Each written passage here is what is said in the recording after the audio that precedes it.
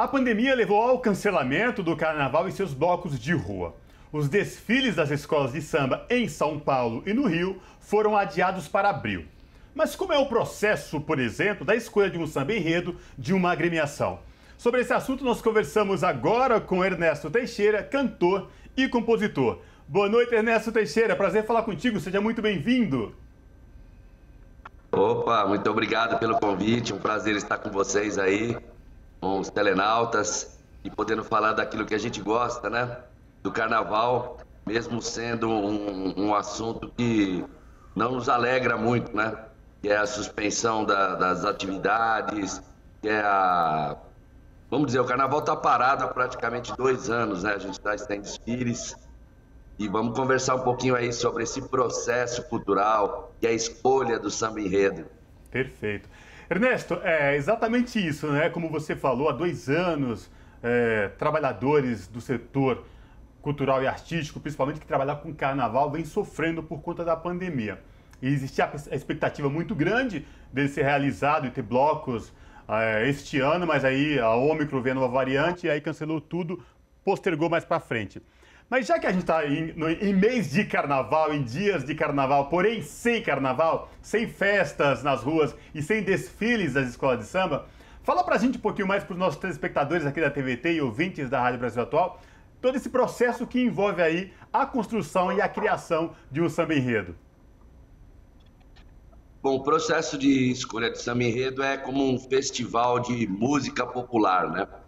É aberto um concurso sobre um tema que a gente chama de enredo, que é uma história, e sobre esse tema vários grupos se inscrevem, colocam uma música e daí é feito um festival, onde as quadras realizam encontros. Esses encontros são as chamadas eliminatórias, e a cada dia, a cada etapa, algumas vão se classificando para aquele período que a gente chama da final do samba enredo.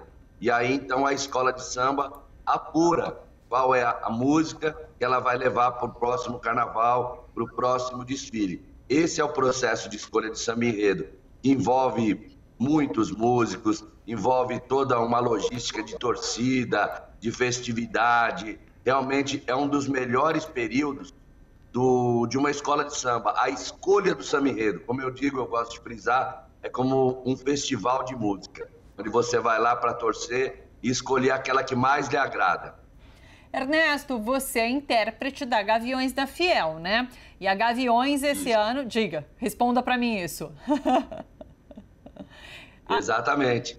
Legal. E a Gaviões esse ano, em abril, né, quando acontece o desfile, vai trazer um samba enredo que é uma crítica social, chama Basta, né, que tem a ver com essa questão do racismo, do machismo, das desigualdades sociais. Como foi a escolha desse samba enredo especificamente? Você fala, né, sobre esse festival de música que é a escolha de um samba. E vocês escolheram justamente um samba que ali bota o dedo na ferida. Conta pra gente. Exatamente, né? A Gaviões, vindo dentro da sua linha, né? Daquela linha de marcar posição, de levar a sua opinião, definiu por esse enredo com o título Basta. Aliás, já uma particularidade muito interessante, né, para quem acompanha carnaval, e quem ainda não acompanha também está nos ouvindo aqui, nos vendo. Hoje em dia, de uns tempos para cá, os títulos de enredos de escola de samba costumam ser assim, de 2 linhas, né, muito grandes, extensos. E a Gaviões veio com um título bem simples, e a palavra por si só, ela já explica o enredo, né? Quando você diz para alguém, eu vou contar a história do Basta. O que passa na cabeça de quem ouve Basta? Basta o que? A intolerância sobre todos os aspectos, né? Basta o racismo, como você bem citou, né? Basta de violência. E a gente vem aí com o fechamento desse carnaval, dando o recado do Basta, né? Pedindo a mudança da sociedade, né? A atenção para que as autoridades, as pessoas, o cidadão, abra a sua visão, abra o seu coração. Está na hora do mundo mudar. A pandemia veio aí, todo mundo achou no começo que ia nos ensinar muitas coisas. Na verdade, a gente viu se repetir velhos processos e se acirrar outros processos. A gente vive um período intenso aí da intolerância política, inclusive. As pessoas só enxergam as críticas, só enxergam o mal. Ninguém apresenta uma proposta construtiva. Então o enredo basta, ele vem com essa mensagem também. E o final dele, a gente vai dar um basta na tristeza, né? Porque carnaval é alegria. Aliás, vários sambas enredos de várias agremiações trabalham com essa questão também, né? Trabalhando não só isso que você falou, essa questão da intolerância, de respeito ao próximo, respeito à opinião do outro. E o histórico de tradição do Corinthians, né, da Gaviões da Fiel, também já remete a tudo isso, né? Como que é trabalhar envolvendo cultura, mas também resistência, sem deixar de lado a questão política, que tem que se posicionar, principalmente nos dias de hoje, com tanto ódio pregado por aí. Lembrando o histórico da própria Gaviões da Fiel, da torcida de futebol, por exemplo, democracia corintiana. Como é que vocês trabalham essa questão política para que as pessoas entendam o significado e que não é só cultura simplesmente, Ernesto? A gente vem bem dentro da linha ideológica dos Gaviões. Os Gaviões, quem está de fora, faz uma definição, né, por algum motivo. E o Gaviões, ele se caracteriza, acima de tudo, pela democracia, pela pluralidade. Dentro da nossa entidade, a gente prega a liberdade de expressão de todos, a liberdade política, inclusive, né? Embora a gente venha e tenha, na nossa maioria, uma tendência de povo, né? daquela pessoa mais sofrida, que tem a diferença de classe social, dentro da nossa entidade, a gente agrega todas as vertentes. Então, nesse sentido, a gente respeita todas as opiniões. Então, é esse o grande desafio, é isso que a gente prega no dia a dia. Inclusive, na abertura desse samba enredo desse ano, eu coloquei uma frase, que a democracia alienada é a ditadura disfarçada. Então, nós precisamos estar muito atentos, né? Principalmente nós aqui que estamos no meio de comunicação, falando com as pessoas, levando a nossa opinião, a gente tem que tomar cuidado para não ser tendencioso, né? Para não levar as pessoas para um mau caminho, mas sim alertar. Eu, particularmente, isso é uma posição minha, do Ernesto, dentro da entidade, eu sempre falei, a gente tem que politizar a Gaviões da Fiel. Nós não podemos partidarizar, nós temos que politizar, ensinar as pessoas a pensar, né? As pessoas a olhar, a enxergar todas as possibilidades. E aí sim, deixar cada um livre para tomar a sua decisão, dar a sua opinião, né? Nós temos nós temos a nossa linha ideológica, nós temos a nossa maneira de conduta, mas aí que está o grande desafio. Saber ouvir o lado contrário, porque é só dessa forma que a gente vai construir não apenas uma Gaviões diferente, mas nós vamos construir uma sociedade diferente. Esse eu acho que é o grande desafio do ser humano, demora para entender. O Ernesto, para além da Gaviões, inclusive, você acredita que há uma tendência das escolas de samba aliarem cultura com consciência? Porque a gente lembra, inclusive, foi em 2019 que a Mangueira fez aquele samba enredo do História para Ninar Gente Grande, né? E que comoveu demais, né? Foi muito bacana aquilo tudo. Você acha que há essa tendência de conciliar a cultura com não só resistência, mas consciência?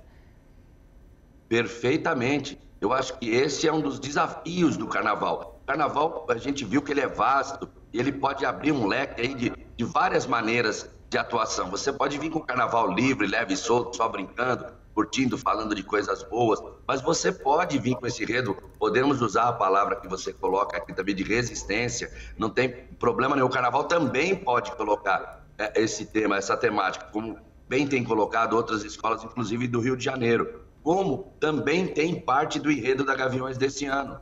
Você pode interpretar dessa forma e você vai enxergar isso na avenida também. A forma de resistência, a forma de consciência. Então, as escolas de samba, elas têm, por finalidade, trabalhar com essa coisa da formação da cultura, do esclarecimento, né? De levar conhecimento para a sociedade. Eu enxergo perfeitamente assim. E é isso que motiva, que me dá alegria de fazer parte desse advento chamado Carnaval. E o Carnaval é amplo tema nas escolas públicas, nas escolas de educação, porque o samba enredo educa. Eu vou confessar para vocês aqui que eu nunca fui aquele bom aluno, aquele que só tirava 10. Eu só fui aprender as capitais do Brasil decorando um samba enredo. Né? Um samba enredo cantado pelo Martinho da Vila, ele descreve todas as capitais que o Brasil já teve.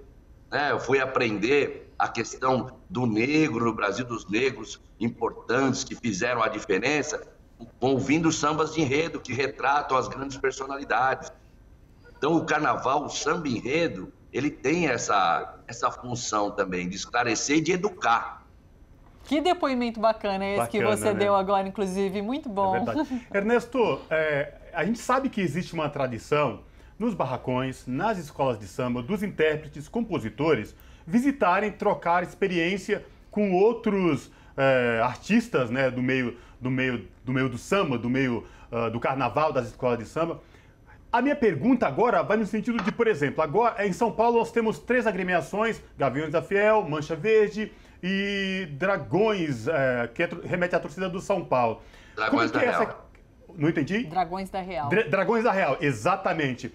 A minha pergunta é, tirando essa questão do futebol, das arquibancadas, como é que é a troca de experiência de vocês, não só com o nome que leva das torcidas de futebol, mas com outras agremiações? Como é a experiência de vocês no dia a dia e durante o ano, trocando ideias sobre sambas enredos e o carnaval, Ernesto? Essa é uma questão muito interessante, né? Porque o Gaviões vem no carnaval, é a pioneira como torcida organizada a ingressar no carnaval. A gente passou por 13 anos nessa categoria, sendo super vencedora, né? Em 13 anos nós ganhamos 12, viramos escolas de samba. Na época de bloco, a gente já tinha a participação da torcida jovem e da torcida uniformizada do São Paulo, que disputavam ali também. Aí o Gaviões passou a escola e isso despertou interesse de outras agremiações, da Mancha Verde, da Dragões da Real. A própria Independente está num grupo abaixo, galgando aí chegar ao grupo de acesso também, e até por um período, né, houve uma resistência das pessoas das escolas de sambas ditas tradicionais, e aí eu abro um parênteses para fazer uma crítica, porque todas as escolas de sambas mais tradicionais do Rio de Janeiro, elas vieram do futebol, né, vieram de uma arquibancada, né, e se transformaram em agremiações de carnaval. E o Gaviões já vem disso, a própria Mancha vem disso, a Dragões, a Independente e assim por diante. Então não é isso que nos diferencia. Nesse particular, da gente ter a nossa afinidade com um clube de futebol, eu acho que ele só vem para somar. Porque o futebol, dentro da cultura, dentro do carnaval, ele pode ter a sua rivalidade, ele pode ter aquela sua diferença no sentido de você buscar que o seu time seja melhor que o do outro, mas não que você tenha que partir para outros caminhos, a violência, por exemplo, para fazer prevalecer a sua vontade, a sua preferência. Então a gente usa o carnaval para mostrar essa consciência para quem está no meio do futebol, que é possível conviver em harmonia, respeitando as diferenças. Daí o basta de novo. Sim.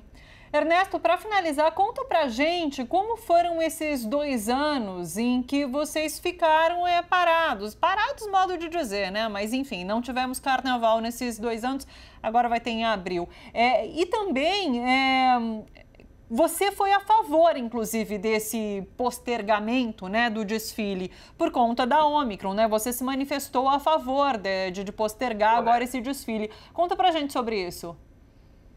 Foi um período atípico, né? Num primeiro momento, nós paramos com tudo, aquela grande novidade, né? Onde você começa a ouvir as pessoas, até especialistas, e no fundo, nem os especialistas sabiam o que estavam falando, porque realmente era uma coisa nova para todo mundo. A última pandemia que a gente havia tido pela frente aqui, nem os nossos avós participaram, entenderam como que era, a cobertura não era tão grande assim, não tinha tanta informação. Então, no começo aqui, muita coisa foi dita e a gente não sabia o que era verdade ou não. E o que teve que acontecer? A gente se pautou pela ciência, a gente se pautou pelo fique em casa, a gente se pautou pelo vacine-se, e assim foi. Né? É uma escolha. A gente não sabe amanhã qual vai ser a resposta final de tudo isso, porque eu acho que nem esses especialistas sabem. Né? Tenho cá minhas dúvidas. Eu ouvi em algum momento, lá no início de tudo, alguém de fora, me parece, até falando que esse período todo da pandemia ia durar 5 anos. Quando eu ouvi isso, eu falei, não, mas não é possível, esses caras estão loucos, né? E hoje, vendo as etapas, a gente já está aí no 3º ano. Então, resumindo, o que a gente, na dúvida, né, a gente tem que se retrair, a gente tem que tentar analisar por aquilo que vai preservar a vida. Se ficar distante, se vacinar, vai prorrogar, vai nos dar uma possibilidade maior, vamos atender. E foi o que nós fizemos, é o que nós continuamos acreditando. Eu lamento apenas que as autoridades, né, nesse período todo que nós vivemos e continuamos vivenciando, parece que não aprenderam nada. Né? Desde aquele primeiro momento onde parou tudo, nós não conseguimos ver aqui, vamos falar da cidade de São Paulo, que é onde nós estamos lotados, uma análise com relação à questão do trânsito na cidade, porque a gente falou de trabalho home office, inventaram o trabalho home office a partir da pandemia. Eu já fazia isso desde 2020, desde 2012. Né? Então, assim, poderia as autoridades, os nossos homens públicos ter chegado aqui e falado, gente, olha, não precisa virar lei, porque tudo também é lei, né? E a gente não precisa, já basta de lei. Acho que a coisa pode ser um pouquinho da conscientização, um bate-papo como esse. Por que a gente não pode estudar na cidade, determinados dias, sugerir que as pessoas façam o trabalho home office e deixar dias da semana para carga e descarga na cidade, para a gente poder abastecer o nosso centro econômico? Ninguém falou sobre isso, né? Ninguém fala, por exemplo, quando a gente vai para os feriadões aí, que todo ano novo, toda festa de final de Natal, de ano novo, a gente tem aquelas matérias, já pode deixar a matéria na agulha aí, do congestionamento nos pedágios da Imigrantes da Anchieta. Por que se não se sugere carros, placas ímpares descer em determinados horários? Não precisa ser obrigado, pode ser uma sugestão. Então a pandemia poderia ter nos ensinado um pouquinho mais, eu acredito. Mas, como as autoridades parece que ainda não estão preparadas, não estão com essa visão, fica aí esse recado, como eu dei nas minhas redes sociais. Postergue o carnaval. Vamos pela vida. Aliás, essa postergação nos abre uma outra discussão. Quem sabe não é o momento da gente mudar a data do desfile das escolas de samba de fato. Porque as escolas de samba começaram a ter uma grande concorrência dos blocos carnavalescos, que é uma outra realidade, é um outro tipo de folia. E as escolas vão perder espaço nesse sentido, já estão perdendo.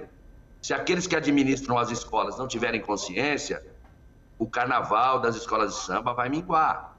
Sim. Então talvez esteja aberto aí, não porque foi programado, mas a pandemia nos levou a isso, Gaviões da Fiel, Carnaval de São Paulo, Carnaval do Rio, tendo que desfilar em abril, né? Aliás, a Gaviões desfila no dia 23 de abril, a terceira escola, dia de São Jorge, hein? É um prenúncio, hein?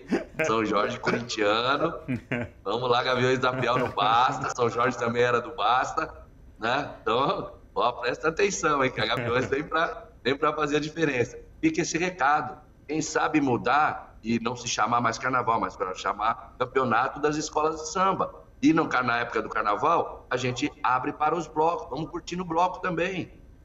Né? Então fica aí, é o debate, é a comunicação, é a discussão. Claro, é dessa forma que a gente enxerga a vida. É uma reflexão super pertinente. Quero parabenizá-lo, inclusive parabenizar a escola por ter espalhado essa mensagem tão importante que foi o vacine-se, se cuide, se isole. Então, parabéns à escola por um momento tão importante que a gente passou, ter espalhado essa vacina. Você falou que no começo diziam em 5 anos e foi graças ao avanço da ciência, dos nossos cientistas, dos nossos pesquisadores e da vacina que a gente conseguiu talvez reduzir isso para esses 2 anos e agora estamos talvez enfrentando o final, a última fase dessa pandemia, é o que a gente vai saber daqui a pouco com o ex-ministro da Saúde, inclusive. Ernesto, quero agradecer muito a sua conversa aqui com a gente. Muito boa sorte, sucesso para vocês no desfile no dia 23, dia de São Jorge, viu? Obrigado e um abraço para você. Obrigado, aproveito para convidar vocês e todos aqueles que estão nos vendo, nos ouvindo, para conhecerem, para estarem lá na Gaviões da Fiel com a gente. Será um grande prazer recebê-los. Abraço. Recado dado. Obrigada, Ernesto. Ernesto Teixeira, cantor, compositor, intérprete da Gaviões da Fiel.